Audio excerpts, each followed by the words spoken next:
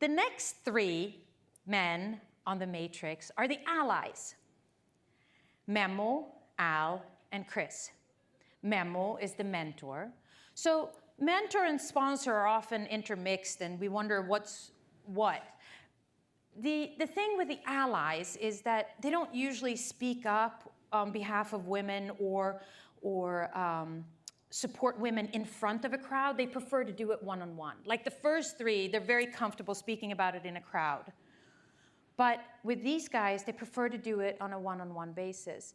The allies very often have a daughter at home who's kind of waking them up to thinking about, what does it feel like to be a woman entering the workplace? Is she going to be treated differently? Or maybe he's led a team that was super successful with a bunch of women on it, and he wants to recreate that and hire more women. But anyway, so Memo is the top one out of these three. And Memo takes individual action. He's actually going out there and saying, how can I support you? How can I mentor you? The difference between him and Samir is that he doesn't necessarily make his work or the woman visible. Al is a very typically a happy-go-lucky guy who says, I love women, I think they're great to work with, I got a bunch on my team. But he still comes to me and says, well, what can I do?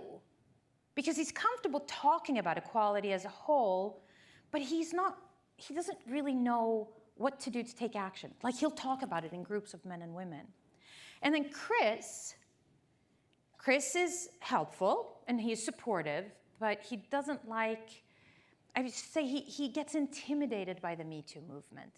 He sort of takes a step back. You know, it's the kind of guy, like when the conversation in the office gets a little bit uncomfortable, he'll go in and he'll close the door and just kind of hide in his office. Nothing wrong with that. But he's just not comfortable having these kinds of conversations. And that's okay. And then, like I said, then we have Richard.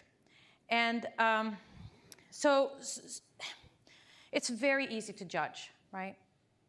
And we all have met a Richard or two, or 5 or 10, or a lot more.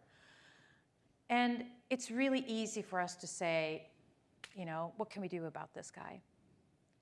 I'm not entirely sure how to deal with him. And in the beginning, I was thinking, I'm just going to leave him alone. I'm not going to do anything. I'm not going to touch him. It's not worth my time.